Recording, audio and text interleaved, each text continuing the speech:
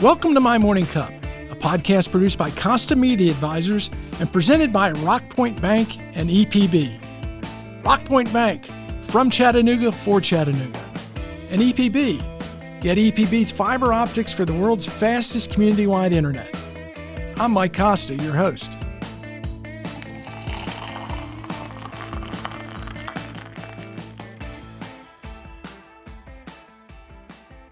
My guest this week is Harshad Shah, the CEO and founder of Hamilton Plastics, as well as an entrepreneur in the local banking and hotel community. Harshad is also active in community service throughout Chattanooga. Harshad, before we compare those cold Chicago winters to the 100-plus degree heat of India, let me ask, what's in your morning cup? Well, when I wake up, my morning cup will have Indian spice tea. Ooh. And it wakes me up as well, but it's very flavorful, so I thoroughly enjoy that, and I'm picky about my tea as well. So that first cup is with the tea. Then after that, all day, I'm fond of coffee. Are you? Black coffee, pretty much every 2-3 hours, we'll have some coffee, and cup finishes or not, but I enjoy my coffee as well. So on the tea, is it black tea or green tea? It's black tea, coming from Assam, eastern part of India. But that also has ginger, cardamom, cinnamon, some black pepper powder. But it's a mix of masalas. So that's the kind of tea we have, and it's very flavorful. And in season, we even put mint in it. And milk, of course. So we've done 180 of these podcasts, and I would bet you, particularly in the last year and a half, more and more people are starting their day with tea. Yes. Yeah, tea is very refreshing, especially green tea. Yeah. I need to put that into my routine because I drink coffee, but I don't drink a ton, and I drink decaf. Yeah, I would say you probably don't tell the flavor, but I do. I can tell if it's decaf. Can you? Yeah. See, I can't tell the difference whether it's decaf or not. I like the flavor of coffee. I like the aroma of coffee, and I just like the whole process, but I really can't taste it. Well, some people just, if they have a cup of coffee at 4:00 in the afternoon, they can't sleep that night. And, yeah. And I tell them it's a different problem you guys have. It's not the caffeine, because I and my wife, we can drink coffee at 1:00 at night, and then we brush and go to sleep sort of thing. It doesn't bother us at all. Yeah. Well, thank you for being here. We've known each other a number of years. I was fortunate to meet you pretty early on when I moved to town. I've always admired you and loved your story. And I always like to start a story at the beginning. You were born in India, one of 11, the youngest of 11 kids. Yes. Talk a little bit about growing up in India in a big family. Well, in my memory, I would say from 3 years to 20, 21 years. It was a short time, but created the most impression on me. I loved my growing up time in India. It was it was the time of India when India was just barely free from Britishers, and lights were coming on the streets and in the homes, and it was everything was changing then. But I enjoyed the most because I was raised with big family, my mom, dad, and 8 sisters and 2 brothers, and everyone loved me because I was the baby boy, I guess.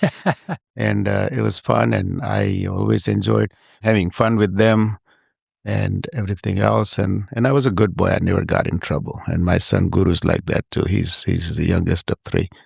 But it was fun, and I learned a lot of good things from every single one I came across, my family to neighbors to community to my dad's career to how my mother raised all of us to anyone I got in touch with, and tried to make myself better and better every day. What was the spread of ages between the oldest and youngest? Biologically, the best way it can happen is 2 years or less. Yeah. And that's what she had. So actually, my mother married when she was 13. And then after that, she had finished 6th grade. And my dad he had BS in chemistry with honors, and then he had done LLB, which is law degree. But he admired her a lot because she was the great homemaker, raised us all very well, and with a lot of love and great cooking. But it was they just wanted those days they wanted to have a boy as well probably, Yeah. but number of kids never mattered. You don't have to be poor or rich to have more kids nowadays. If you can afford it, you have more than one or two or three. You cannot have six and eight. Right. Those days it was pretty simple that you want to have big family. But after two kids, two girls, she had lost a boy. Then after 6 months, she had lost a boy. So they knew they're going to have girls and boys. So then after that, after eighth one, they had one and then two. And then I guess when they saw me, they saw, oh, that's the best looking kid we ever had. So they stopped, I suppose. But anyway, so yeah, so it was difficult times in India right after freedom and before that for 200 and some years. No hospitals, no medical, no science of that. School was a big deal.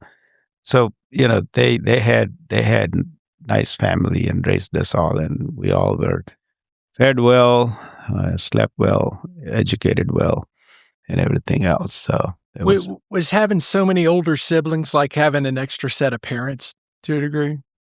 yeah. When I was born, when I came to kind of census at age 3 or whatever, my 3 sisters had already married and gone. Wow. So when they came, I was refusing to accept them as my sisters, but they're the most loving sisters they were as well. But they were like mother figures, yes. As a matter of fact, it's funny that my eldest sister had delivered me, my mom's baby. Your Because older sister delivered my you? 2 nieces are older than me, yes. Because everybody was marrying at younger age Yeah. and so forth. So, that was the fun life. So, but then after that, every summer, all the sisters and brothers and about 15, 20 kids, my nephew nieces used to come for 2 months to my hometown, Tarapur, and we used to hang out. We had two houses in the same subdivision, call it, and we used to have so much fun. And What would you do for fun? fun was outside the house. Yeah. Fun was outside. And the house was good size to accommodate all of us. But imagine not having everybody's bedroom, close the door and turn on the light.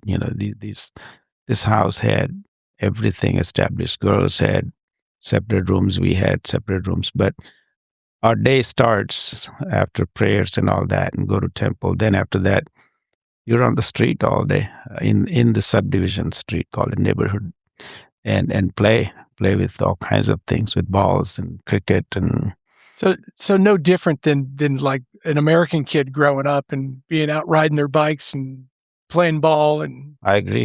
Even today, I would not want to sit on iPad or laptop or something. Of course, when I was in business, very actively busy, I had to do that. But it's fun outside always. It's always nice to be outside, fresh air and all kinds of games and uh, meeting neighborhood dogs and have fun because we had our own dogs in the street, but they don't come in your house. yeah. A lot of activities, yes. And then of course you go to school and meet friends and come home and freshen up and eat before dark and go from there.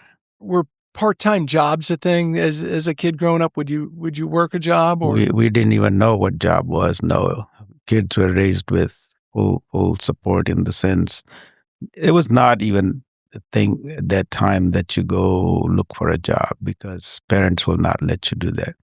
Even my kids grew up here and they never go out and did any job when they were in high school.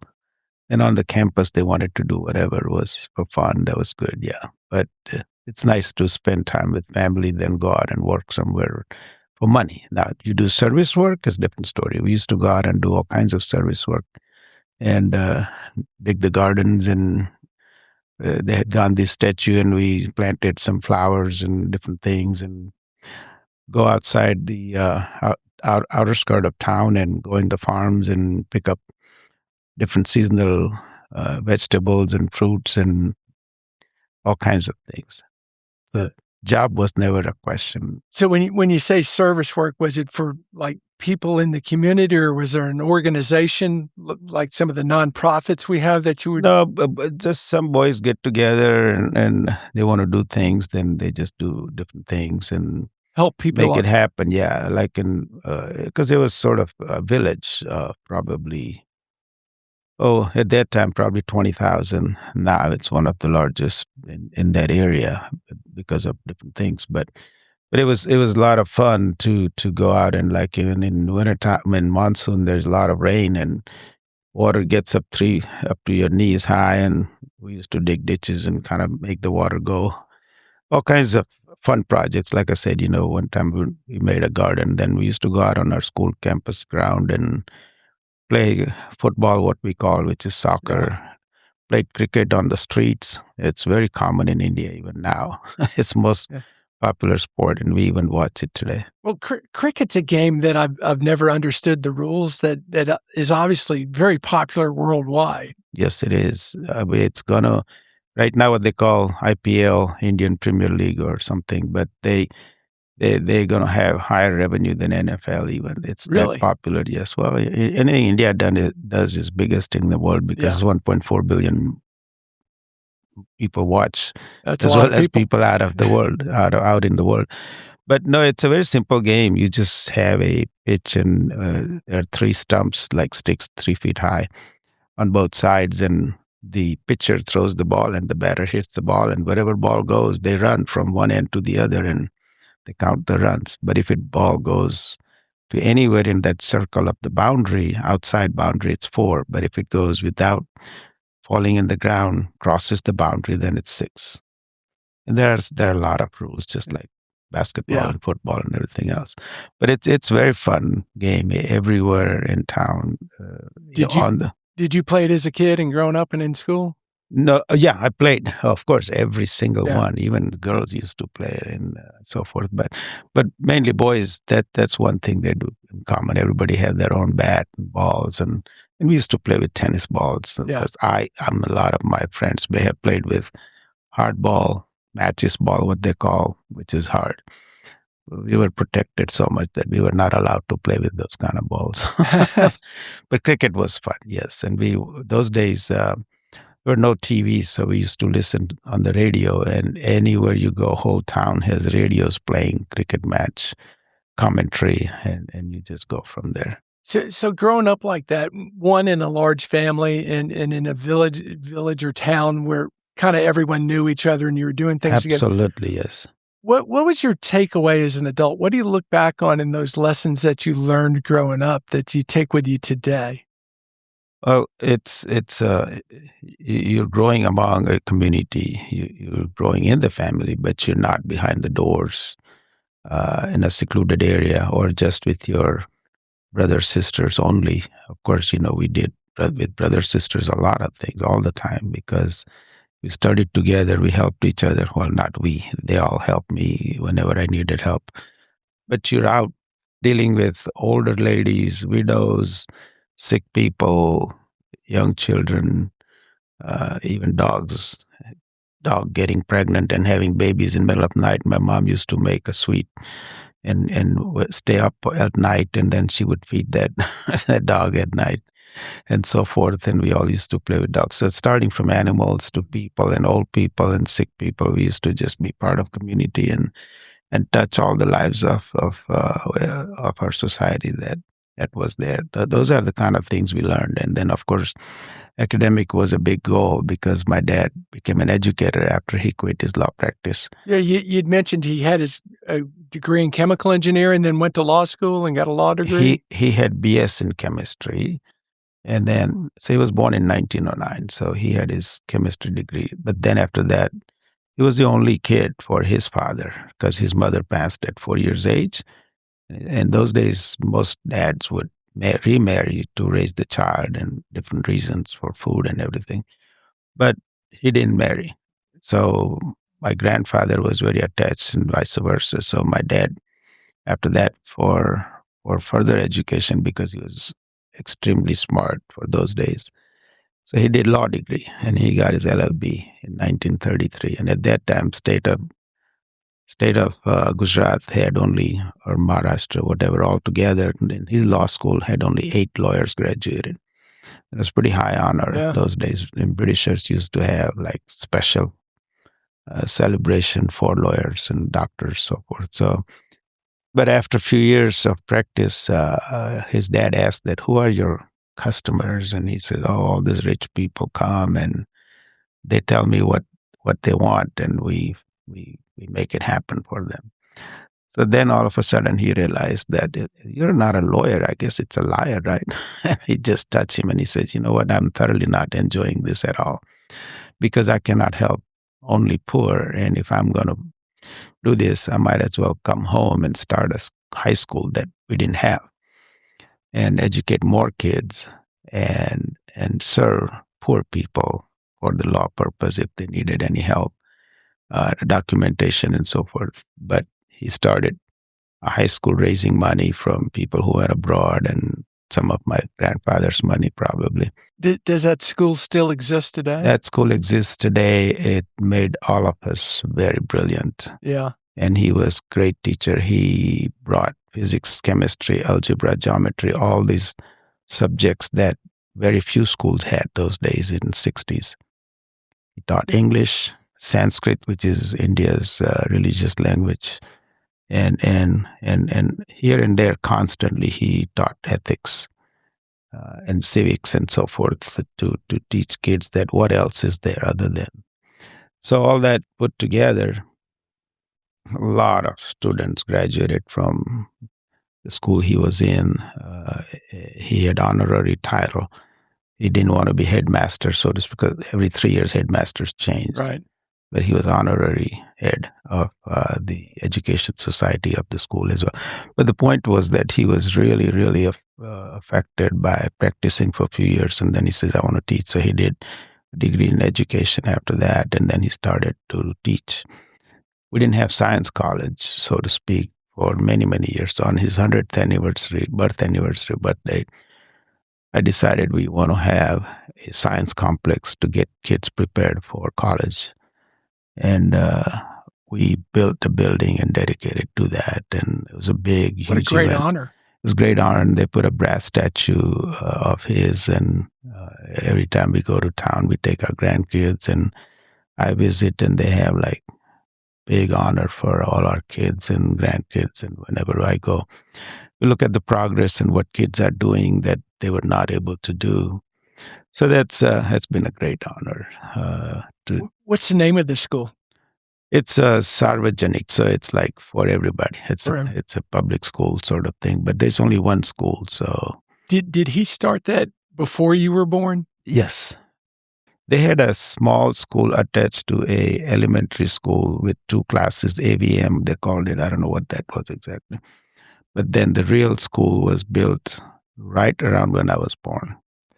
And he gave up a pretty good law career serving Yes. rich clients Exactly right. to say, you know what, there's more to life. I want to contribute this way. Yes, and that somehow that was in him, and that came to all of us. And I was gonna ask even I get very mellowed with community service or taking care of friends and family, and my kids are involved in different community service Yeah. projects.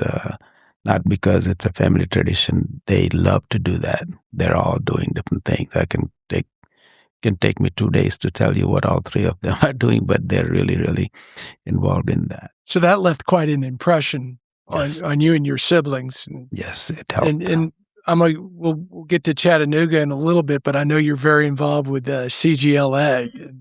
So Well, that you know what that prompts me is years back, they wanted to build some classrooms in my hometown because my mother was 6th grader. She was brilliant, sharp, and everything else.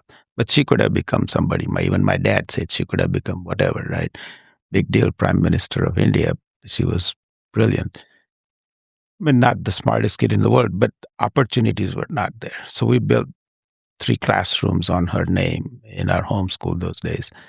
But when I saw CGLA, it's little girls Yeah. that do not have advantage, even in today's dates. My mom's time, obviously, girls were not going to school that long, that at that age, they will be married, and on and on. And they become homemakers. Now, when Chattanooga, you see that some of these girls don't get advantage of going to school, or they go in like this 200 kid school and they fall behind and they Yeah. can't make it. So when CGLA started, and I knew Dr. Elaine Swafford from Chat State times when I was serving that board. But then I saw what was going on. So the first 2 years, CGLA did not have ACT scores, and they were going to not get money to continue on with that school. And then Elaine came, and then right now, if you look at the chart, ACT scores of Chattanooga and Hamilton County, this school's ACT scores are four points higher than public schools. So it's a great accomplishment. So those girls were getting advantage that they could not have, and poverty could have multiplied because having no education, no income. So then we dedicated a building on our name of Shah Foundation we have. And it's a nice building if you ever go that way. It's a huge, big building, and it's got indoor soccer, STEM building, and so forth. We do things quietly all the time. Yeah. You know, we just, wherever our heart touches, and my wife always supports me on everything. My kids are proud of what we do. Well, it sounds like it was stamped on you at a very young age. Yes. To be involved like that, to make that a mission for it. So you go through high school, you're excelling, and it comes time for college. How do you end up coming to the United States, and why? Well, I graduated from high school, but then after that, all the sisters were married and gone. Then one sister had come to Canada, and the other sister, she was demanding she has to go to college, which is the rest of them were up to high school. So she was in college. Then my two brothers were in boarding schools.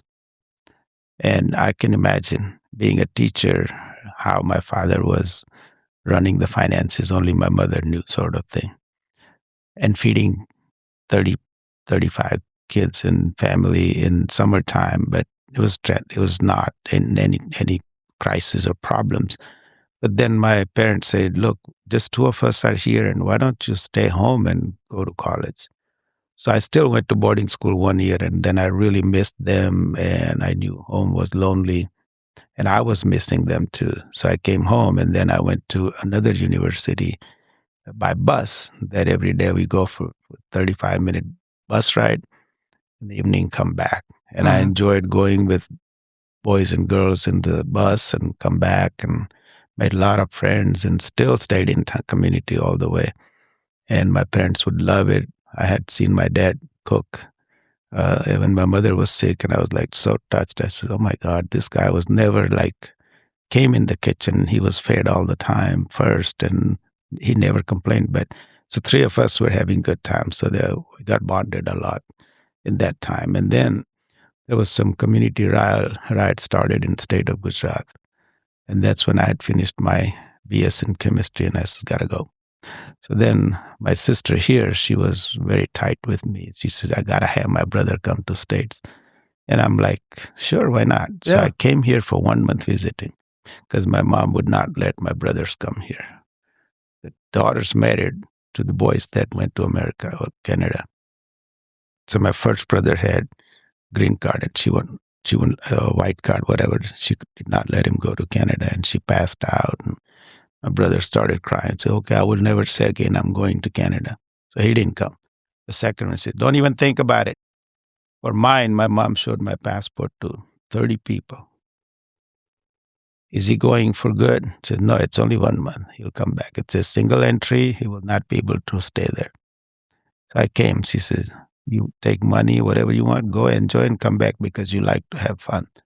So I came, and I missed them so much. I wanted to go back as well.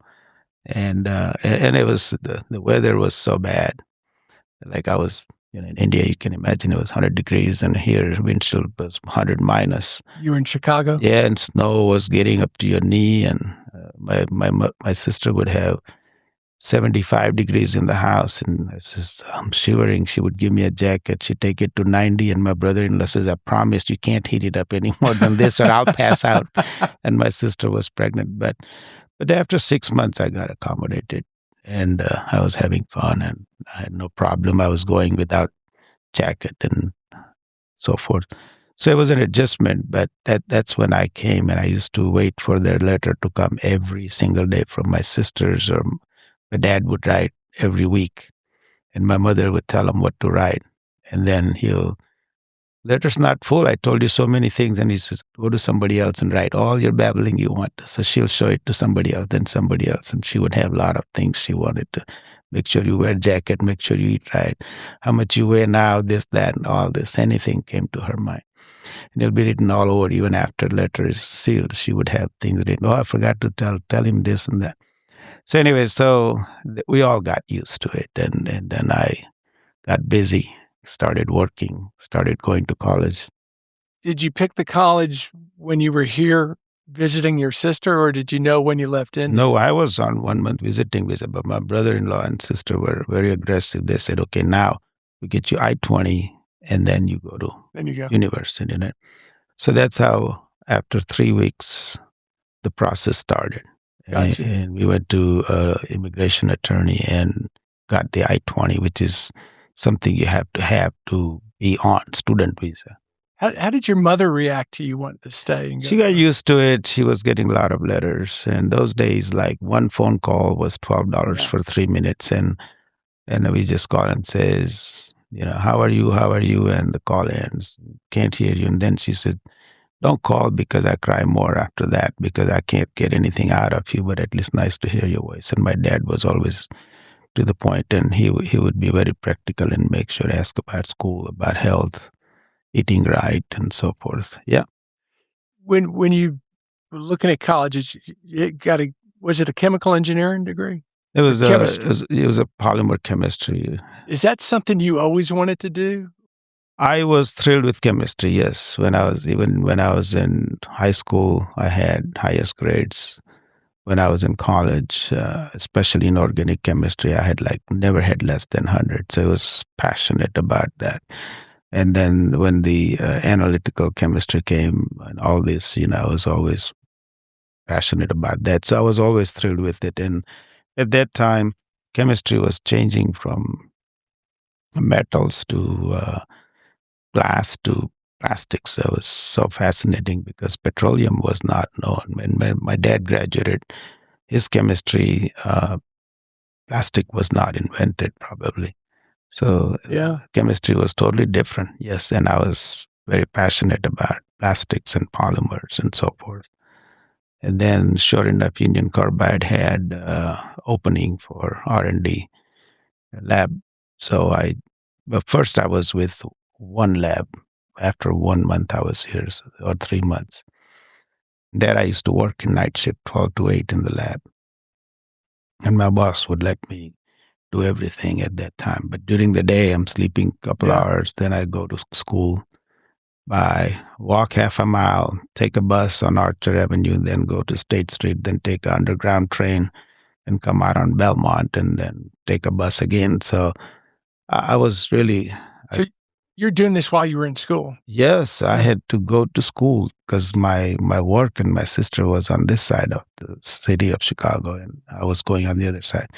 But then after that, sleep a few hours in the morning, few hours in the evening in the meantime. So I used to study at night at work, actually, and so forth. So finally, I started kind of getting used to living in America and liked it. Well, I was going to ask you, was the culture shock big for you when you first got? It was, yeah. In the beginning, you can imagine having an accent. I spoke good English, but when I talk to an American in English, they say, what? And they say something. I said, excuse me, I didn't understand. But then, it doesn't take that long to accommodate to any kind of accent you want to accommodate. Younger age, later age, it's hard to change. But no, I started having some friends from school, but then the life could dramatically change 2 years after my sister and my brother-in-law's friend introduced me to their niece that came from India. And she had studied in India, and she had done 2 years of college in India. So it says, this is my niece, and if you don't mind, can you pick her up tomorrow and show her your university so she can get admission there? And I'm like, okay. Picked her up, and she's still tells stories every few months that the day she saw me, she fell in love. Not that I was not most handsome guy, whatever, I don't know, but whatever it was, maybe the way I behaved and I was not much interested or what, I don't know. But, and I wasn't focusing on girls Yeah. those days because I barely could focus on my sleep and studies and work. So she started, and she got admission in my university, which was a state university. And she had done 2 years of science college in India, in Bombay, and then after that. But anyway, so life started getting a little interesting. Of course, you're a young, growing adult or whatever, brand new in adulthood or whatever, and just started having. She would call and say, my car doesn't start. And then I get up from my bed during the day and go and sit in the car, and the car starts. And then third time I looked at her and I said, "Uh-oh, we're in love." And it's been 50 years now, 76 Oh, to now. congratulations. And then we married 2 years later, yeah. So that was a life-changing. And then, of course, you start liking and so forth. So when you graduate, you met this young lady who becomes your wife. You graduate. Was there a desire to go back to India? You wanted to have a life in the United States? Well, it was a process. Ideally, those days you go back to India and your parents show you different candidates to marry So, because the family's married. They look at it, which family and this and that, and so you were doing something unusual. it was unusual, yes. But I did not tell my parents until I went there, and my milestones or my sad stone markers were my losing my dad. So I'm going first time after I got my green card. And I had green card application from education and from my work. And both had applied and I got my green card. So then I'm going to India to meet my family again first time. And I was in Bombay. I landed in Bombay. And then that night I'm going by train to sisters who lived in Bombay. And at that night, 68-year-old, 69-year-old, my dad had a massive heart attack. It's like a movie story. And I go home, nobody's there to pick me up at the railway station, and I'm like, shocked. Something's really strange. Or they didn't know what time my train was coming. Went home and I saw dead bodies laying there. And it was the worst time of my life ever. But then I was under total shock and I stayed there 5 months. Didn't know what I was doing, where I'm going to go, what's going to happen. Of course, I knew I was committed to my wife. But then, day after day after day, the whole family stayed together for 5 months, 4 months, and in and out. The local sisters came and went, whatever. But then I got used to it. Then on fourth or towards the end of, my wife used to call on neighbor's phone number to talk to me. And that neighbor told one of my sisters that he's talking to some girl and they both cry kind of thing. So that sister told my mom, then mom took me in a separate room and it says, come here, what's going on? I said, what do you mean? You have somebody? I said, what do you mean? She said, do we have to find a girl for you or you have found one? And I said, I haven't. You have any pictures? And I was prepared. I had a whole little album of 5x7s.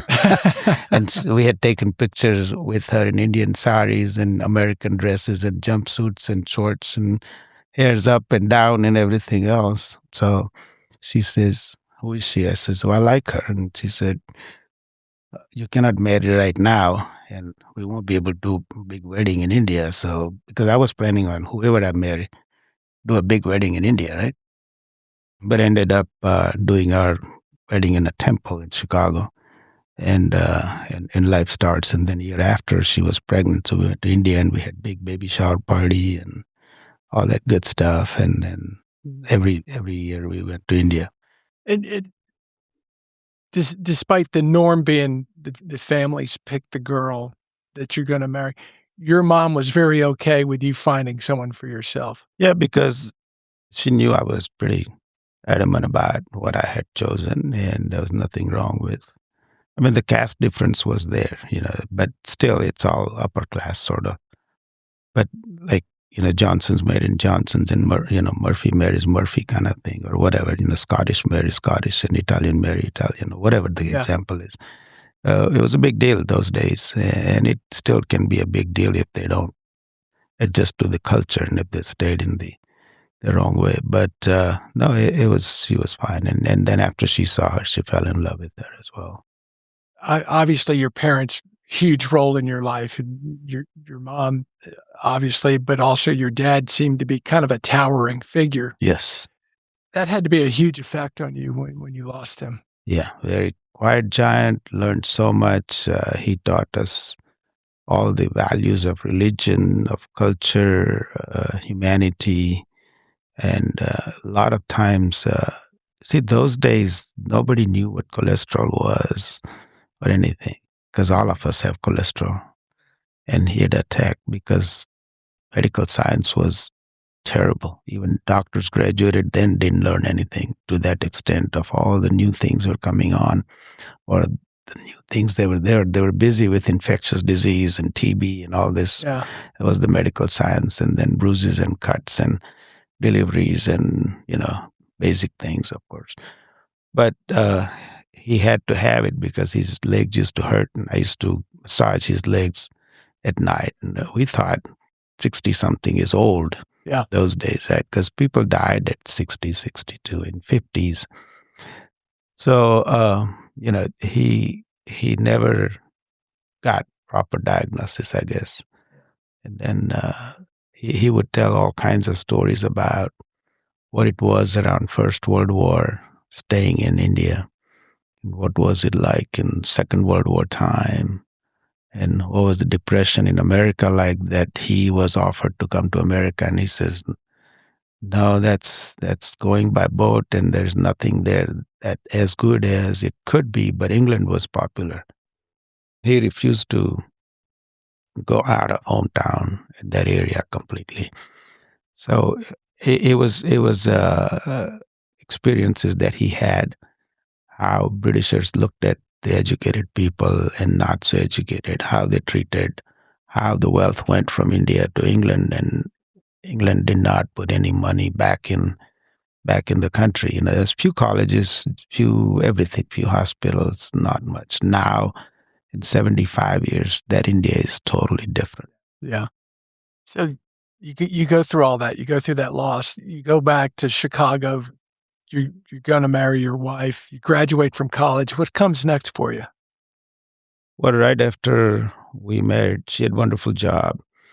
I had a wonderful job at Union Carbide. It was like, Fortune 30 company. And it was a big name. And she was with OAG, she was IT graduate as well from the same university. So we were very happy. And then we had our first child right after we married.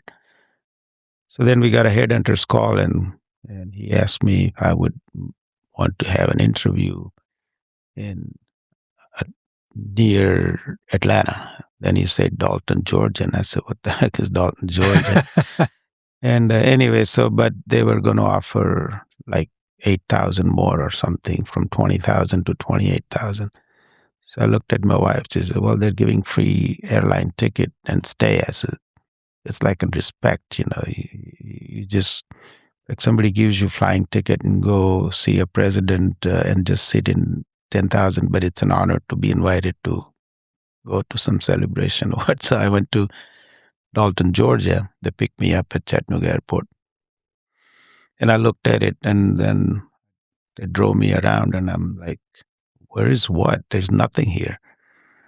So then they said, no, you will stay in Chattanooga. So I came to Chattanooga, and I said, no, still I see poor folks and Wallies and Shoney's and nothing that big of a deal, right?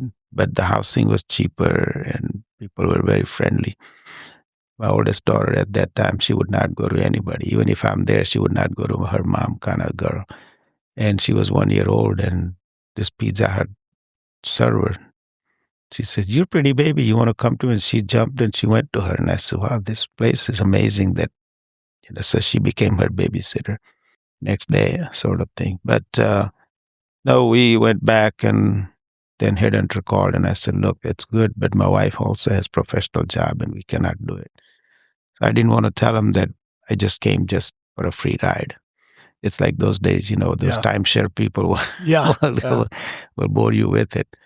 So then he called back and he says, well, Blue Cross Blue Shield of Tennessee, which is where the Westin Hotel is now, they get a systems analyst job for Olka, which is one step above kind of promotion. And they'll pay more money as well. So we both were getting like $16,000 raise. And a $40,000 income, it's like 50% raise sort of thing. So the cost of living much better. So we said, well, so they arranged another trip. So we stayed in Reed House. Then Gloria Sutton those days took us all around town and different subdivisions and housing and everything. And we kind of looked at each other. The girl's happy, we're happy, and we will have to leave our friends and everybody. But it's okay. Weather, we didn't mind that much. But here also we had fantastic 4 seasons. And we had come to Smoky Mountains after our wedding. And we loved, and we said, what if we get a job in Smoky Mountains? We used to laugh at each other. And sure enough, it was so close to us as well. So we moved here, and the community was very welcoming. Right after that, 2 years later, I was R&D manager for co-extrusion, food packaging, meat packaging, and all that. And the owners would not buy the lab equipment, and I had to send it out. And I was getting tired of that because you can't develop a product if you have to send out of town. So then one day that lab was for sale. So I bought the lab for $30,000 and moved it to Chattanooga, and I resigned. I mean, the owners were pretty mad. They used to curse and slam the door every day. Says, do you know how to spell business? You think you're going to do business? And what if you fail? I'm not going to hire you back. And I said, I'm sorry, I'll go back all the way to 7 Ocean across to India if I have to. But I'm decided that my wife's working, so I'm going to have support and I'm going to do it. And he said, well, here is what I want you to do. You will come 2 days a week and we'll give you $400. I said, it's $20,000, 2 days a week. But you'll do my testing free. I said, no, sir, that's not going to happen. But I will be more than happy to come a couple of days and help out transitioning as well as anything and everything. So sure enough, I bought the lab and I rented a one. Well, first I put it in my garage because that's what the other guy had. And I called the insurance guy. He came in. He says, guess what? It looks pretty, but your insurance is canceled for your house. I said, why? He says, you putting this gas cylinder, the oxygen tank, carbon dioxide tank for all this permeation test and everything. So anyways, I moved out in East Ridge. I rented a place for $150. It was 12 by 12. And I put in some used countertops and set up that. And I expanded into second suite next door. It was like $150, but the owner was very nice. So anyway, so I started lab business. And after that, I used to get work from Rubbermaid to develop a new product. But that work stopped. So I called and I said, Robert, what happened? You're not sending any testing. He says, we were going to develop this product, but the resin comes from Germany. Equipments come from Germany. And we want to go big ways. And our board of directors decided we're not going to go after this product. He said, why don't you do it? I said, what do you think I am? I said, I can't be a manufacturer. I'm just barely starting this business and so forth. So sure enough, a gentleman walked up that day. I knew him in the community as well. I said, well, I was going to buy ready-made certain things and start manufacturing anyway. So bought a really small building in low-income neighborhood, what I call on Dodson Avenue and Glass Street. It started with one machine, and first month was crazy. We thought we'll sell bags in motels, trash bags. That didn't happen because one box would last for a month. So that's not how a 24-hour operation, $1 million revenue is going to happen. So sure enough, then I started getting out in poultry and other things and sold out in 2 months. I started end of July, October.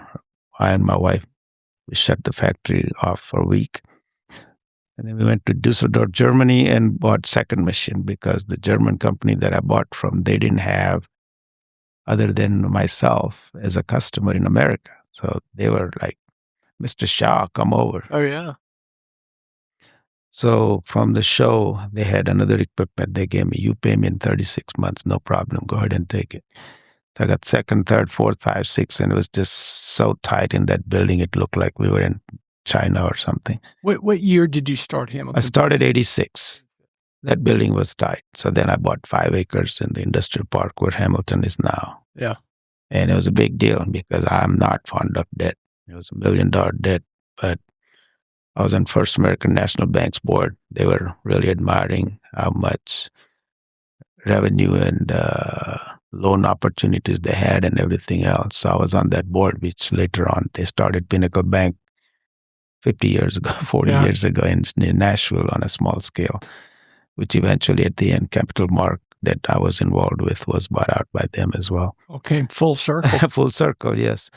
But then after that, the growth continued from 5 acres, 40,000, 37,500 building, square foot building, 250 by 150.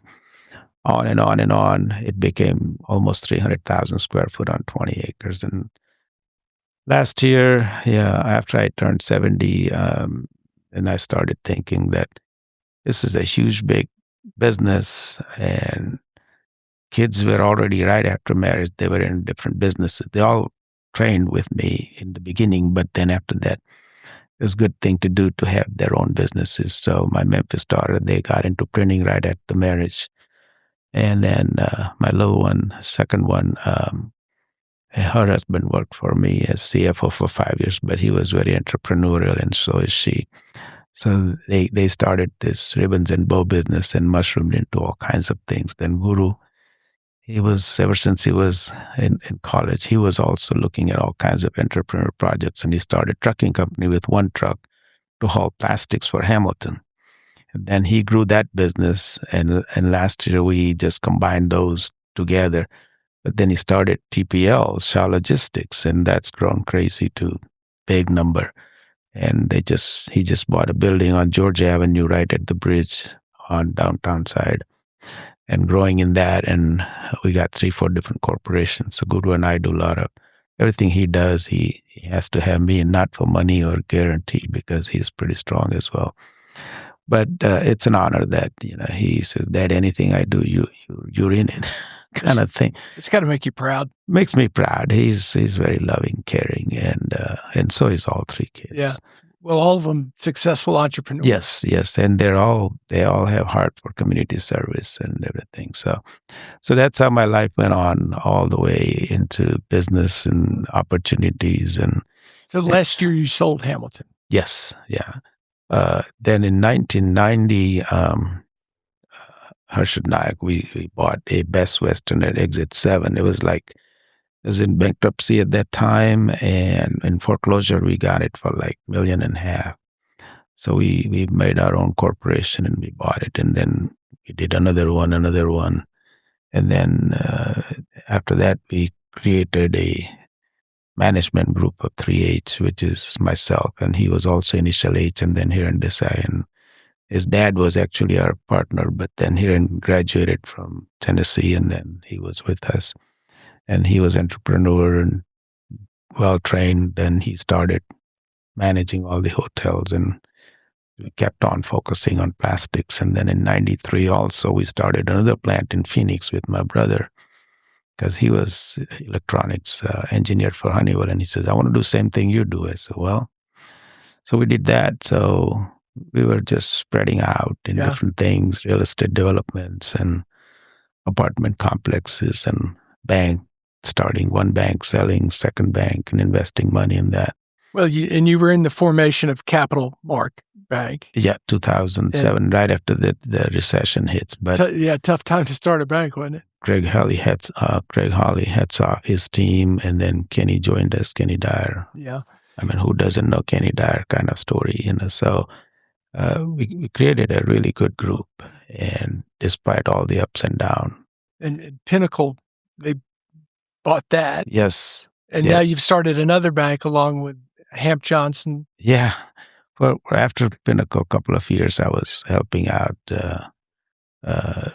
First Tennessee at that time, and Keith Sanford, as nice as he can be. It was so much fun to be there. And then, I just left that and then sat with Hamp, Johnston, and Camille, and I knew them very well. Camille, I knew her for a long, long time from First Tennessee days, and I knew Hamp too from First Tennessee and Chase time. And then few others, they had banking experience. Well, and those relationships are so important of having worked with them and knowing they, Yes. you know them, they know you. Yes, and raising money to nurturing the board is a lot of fun. It's a fun group, Yeah. very hardworking group, and the growth, despite, I mean, to capital mark time, we had recession in 2008, but this one here hits COVID right after. Yeah. Even fundraising I remember. effort stopped, and it was terrible, and people were dying left and right. And so, what are we getting into? And sure enough, surprisingly, community, no problem. Everybody supported it. And you heard M. Johnston's story on this morning cup. It's great, and it's fun to see something happen than just riding a running thing. You can always put money in stock market and sit in the back seat or in the trunk and and grow. That's not my passion. That's I mean, not yes, fun, is it? we do that. I mean, what else you do with money, right? You have in Raymond James and different places, but it's fun to get into different things. And Guru's pretty entrepreneurial. He knows a lot of people and gets a lot of opportunities as well. But that's the money part of it. But serving communities, serving different boards. I'm on Memorial Foundation board, and Well, that's what I wanted to ask you about. Why is serving the community so important to you? it makes a difference. Not because of you, but if no one does, then nothing's going to happen. So every drop of rain helps the ocean to stay full, sort of thing. Some people might look at it and say, well, when you're successful, you have an obligation to serve the community, but isn't the obligation to serve the community to be whether you're successful or not? I think part of the community and having that in your heart makes you successful in anything you do, sort of thing. And don't be afraid of failures because any success will have a failure in the beginning. But having that heart for it, it helped in like at Hamilton, the first employee for 40 years is still there. All my managers were there from anywhere from 5, 10 to 30, 35 years. But tons of employees from day one, I started 4 or 5 of them. They're still there, sort of thing. So that created a bond, how to be with people. Yeah. Same thing like my elementary school friends, my high school friends, my college friends in India, my college friends in America, and everything else. And now for the last 40 some years in Chattanooga, we're connected to so many friends that we don't even know when to meet them all. So now we just do big parties and meet, but some 10, 12, we meet all the time now, pretty much like every day, sort of thing. So you enjoy being part of that. That concept goes everywhere, and meeting our kids and grandkids, and even like little boys, 4-month-old yesterday. And if nothing, just make a video call and look at him, kicking and punching toys and smiling and everything. So it's just that concept of having heart for people, for family, for servicing community goes a long way. My dad was lost in heart issue, and as the cholesterol issues were found, my brother had bypass, other brother had stent put in, and I have survived because I have been on cholesterol pills since I was 39 years old. So I owe it to Memorial Heart Institute because with the doctors there, it's been an amazing hospital. I'm not selling hospital here, but I'm on that foundation board. But it's so we, Jennifer Nicely and all of them, and Greg Holly had a function at his house. So I was convinced the progress they were making in doing different things for the heart. So we decided to donate from our foundation in that as well. So just serving different boards. At one time, I was on like dozen boards, and I was running plastics and everything else, hotels and so forth. And it's just my heart is always there how to serve. And of course, we have Indian Community Temple here. And I was on that board ever since beginning in 1983. And now my heart is there to support that as well. Just anything that community can do together is fun, whether it's Indian community or Chattanooga community or national efforts. Well, before I get to my last question, I want to remind our listeners who makes my morning cup possible, and that is Rockpoint Bank and EPB. Get EPB fiber optics for the world's fastest community-wide internet, and Rockpoint Bank, your local banking partner, your business, your bank, your future. All right, Harshad, what would you tell your 25-year-old self is important for a happy life? What's important is stay focused. Don't be afraid of any failures. And if I tell you my little failures, will be funny stories, but that happens, And don't be afraid of anything, and you can always get up and go again. Just don't fall so hard that you can't get up, but don't take high risk. But there's always some risk involved, and not a well-educated risk is always going to pay off. It's good. So that's the monetary part.